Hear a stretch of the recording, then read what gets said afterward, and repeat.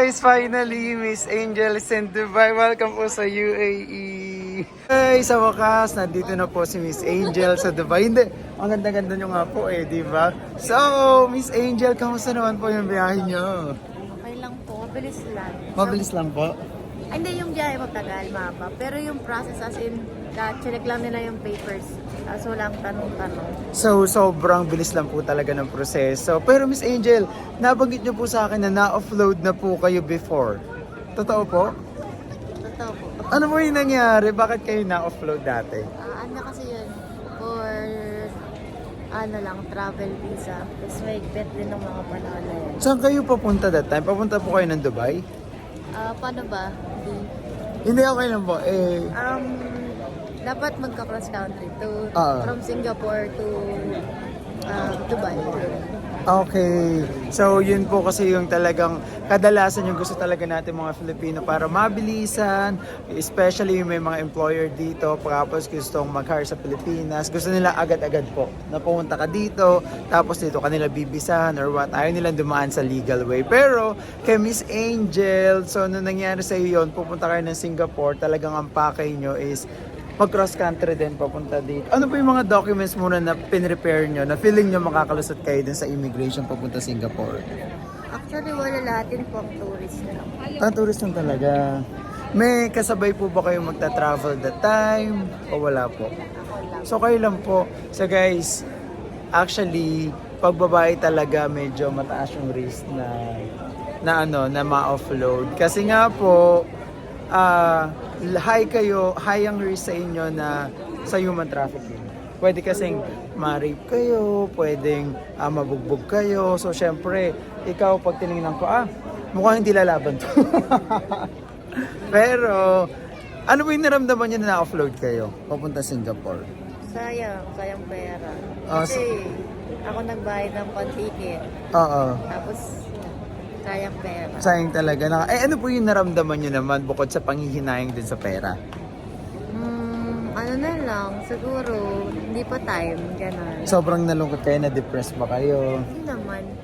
Hindi naman po. Hindi sa tinanggap na lang yung truth na Hindi pag hindi talaga. talaga tama yung way, hindi talaga makukuha. Parang Mm. Pero ngayon, nandito si Miss Angel dahil sa, syempre merong employer na kumuha sa kanya at dumaan sa legal way. Pag dumaan po sa legal way, how sure po kayo that time na makakarating dito?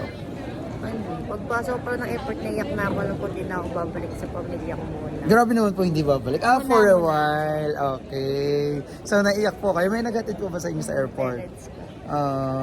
Pero, syempre, na-offload kayo nung una and then papasok sa immigration, yung pang second na pasok sa immigration. Kinabahan po ba kayo or medyo kinakabahan po ba kayo bago pumunta ulit sa immigration? Sabi, ako hindi, no? Kasi sabi sa akin sa agency nung final briefing and all, wala na akong problemahin. Lahat ng kailangan kong papers, ayun na. Prepare na nila sunod-sunod. Wala na silang kailangan, wala na akong kailangan, i-print, wala na akong, pati yung travel, sila na nag-print ng QR code and everything. Okay. So, wait lang. So, sa second immigration, ano po yung question na sinabi sa inyo this time na papunta kayo using employment visa? Well, actually, sinabi lang, na-upload na pala kayo. Yun lang, wala silang tanong-tanong na bakit, ganyan. Wala talaga. Pero sa utak nyo, syempre before yun, talagang madaming tumatakbo sa isip nyo na baka tanungin to, baka tanungin yan. Pero finally, welcome to Dubai! At syempre po yan, marirecommend nyo po ba yung agency namin sa mga taong or sa mga employer na gusto mag-hire from Philippines papunta ng Dubai? Yes, truly, 100%. Kasi walang as in, smooth lang, ganon. Hindi masasayang yung bagayan.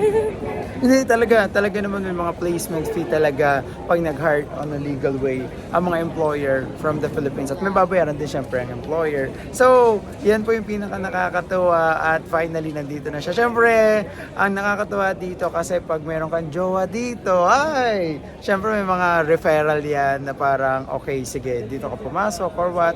Yun yung kagandahan pag may ka-boyfriend ka, may asawa ka, kung sino-sino, i-refer ka dun sa magandang company para pasukan mo. At ito si Sir Marlon, mashallah. Dito ako si Marlon.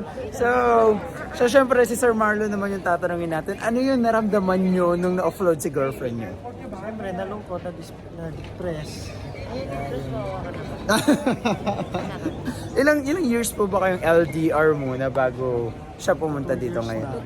Oh my God, buti hindi po kayo ng babae. Ay! Hindi naman. Loyal naman. Oo. Kasi syempre, sa ganda naman ni Ma'am na to, parang feeling ko hindi na tayo talaga gala. Kontento na tayo na. Nakakatuwa. So, ngayon po, ano naman yung naramdaman nyo na nakalagpas na siya sa immigration? Masaya na, siyempre. At, Boom na mamaya. ay! Ay, okay lang po. Normal yan din sa Dubai. Kasi yan talaga yung pinakamasaya. Kaya naghihintay tayo na makasama yung ating mahal sa buhay para syempre sa future and everything. So, thank you so much po ulit sa tiwala at sana dun sa papasokan nyo is maging okay kayo. At ayun, any concern po, just let us know. Okay po, thank you po ng marami. Bye po.